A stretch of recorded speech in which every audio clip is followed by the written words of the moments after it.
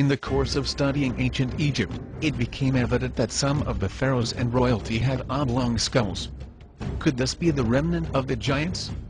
The Discovery Channel reconstructed the face of Tutankhamun and Nefertiti and completely ignored their skulls.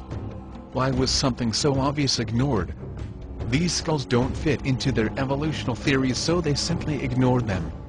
Final secrets revealed. The Golden Pharaoh lives The on. Egyptian boy King Tutankhamun was artificially brought to life by the Discovery Channel. They completely ignored his oblong skull and altered it to look more modern. The last photo is an X-ray of his real skull. This video clip is from the Discovery Channel documentary called Resurrecting Nefertiti. Just like the Tutankhamun video clip, the skull was altered to look more like a modern head. There wasn't a single word about the oblong skull. Discovery Channel is a strong supporter of the theory of evolution. They will filter out any artifact which suggests a different theory just by ignoring it. This filtering technique is common with evolutionists. In all fairness, it is also used by many creationists. At the end of this clip, I have inserted photos of the real bust of Nefertiti. She was the wife of Akhenaten, the father of Tutankhamun. All of his children have the same trait and can be traced back through the royal bloodline. The Nephilim have huge oblong skulls and gigantic brains, which accounted for their advanced knowledge. After the flood, the remnant of the giants were determined to carry on the practice of bending the head, in attempts to duplicate their traits. We know that many men and women worshipped these giants as gods. Ancient Mayans credited Kukulkan for their knowledge of astronomy. He was a giant all-knowing god, and bore no resemblance to his own dark-skinned people. The Maya described Kukulkan as a tall Caucasian man with long flowing silky white hair and beard and blazing deep blue eyes. He was said to have an elongated skull, and in fact, the Mayan women used to strap boards onto their infants' developing skulls to elongate the skull, and we have artifacts of this nature. The Mayan mothers would bend the heads of certain infants, those of royal bloodline or destined to be priests, to emulate Kukulkan's oblong skull. It was Kukulkan who taught this practice in order to carry on his traits. The same story is true with the Incas and their giant gods. The story of the Aztecs is an exact duplicate of the Mayans, except the god was named Quetzalcoatl, and just like Kukulkan, he was tall, had white skin, blue eyes, and long hair. Jewish legends suggest that Nimrod was angered at God for destroying the giants.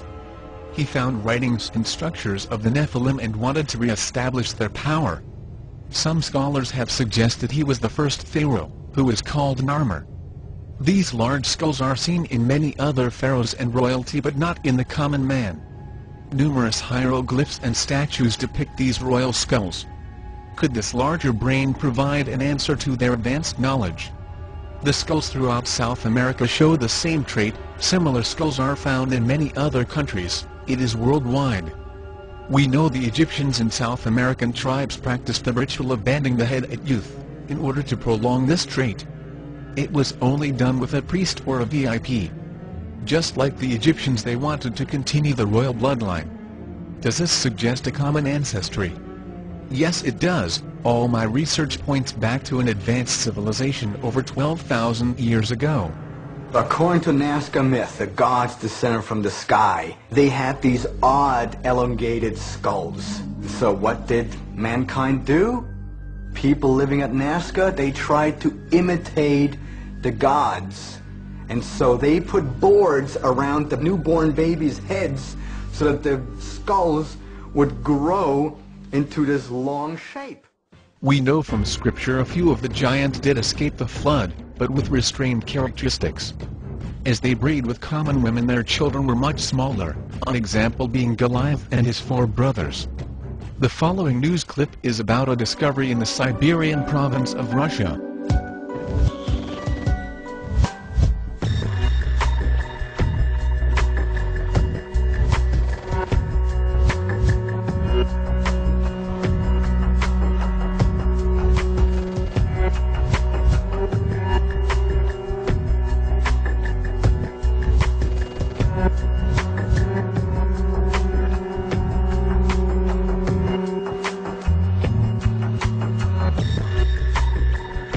Если древние знали о нейрохирургии мозга, вряд ли, но, возможно, они пытались каким-то образом развивать отдельные нервные какие-то качества головного мозга. Это группа людей, которые представляли собой, скажем так, живой прибор, определяющий наличие, например, опасности, или могли делать метеопрогноз.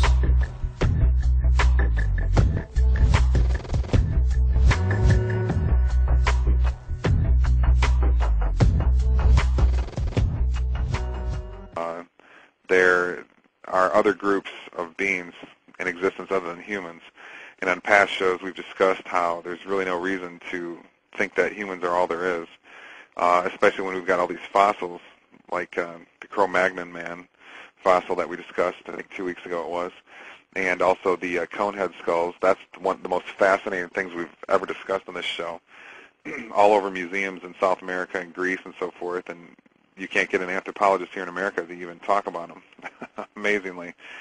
So you wonder if there's an advanced race, since we have these fossil evidence for groups with larger brains than us. There are a couple different types of big-brained fossil creatures that have been found in the very, very recent past, say the last 30,000 years. Okay, one is called Cro-Magnon. That was very human-like, actually had a significantly larger brain than modern humans. Unbelievable information. That's fall down on the floor, amazing information, okay? That trashes everything the evolutionary theory people have been wanting to talk about, okay? Then there's another creature called Neanderthal, which it's believed was quite sophisticated. We've apparently got some decent fossil evidence to show that they had religion, art, cities, some farming, and so forth. And then there's the most interesting creature of all, called a conehead. Now, these creatures are in museums in South America, Greece, and other places. So don't even sit here and tell me that it's not real. You can go to South America and see these skulls for yourself. Okay, what they are is just like the Saturday Night Live cone heads. They're just like that. They've got big cone heads. Okay, and it's interesting. The ancient Mayans, they depicted their gods and their shamanic kings as having these big cone-like heads. Okay, and of course a lot of the fossils are found down in that area. Of course, there was that recent Raiders of the Lost Ark movie that was all about this too. They kind of mixed two ideas: crystal skull theory, crystal skulls, and cone heads. Crystal skulls, of course, are another thing that are in museums. What do we have here? We have something, some sort of huge head and presumably ultra-massive brained creature that was all over the world, and apparently some cultures like the Mayan worshiped them in the recent past. This is unbelievable. This is incredible information. Why is it not on all these news stations? I mean, what are the news talking about today? Britney Spears some more? Obama? I mean, this is unbelievable. Okay, who are these creatures? Is this the Elohim? Or some extraterrestrials? Is it another just kind of human that was around? What relation do they have to us? Why were some ancient religions worshiping these people? Were other ancient religions worshiping these people? We have to get to the bottom of this. This information is it's the most powerful information you can. If you want to know who you are, that gives you power, and this is the kind of information that can help you do that.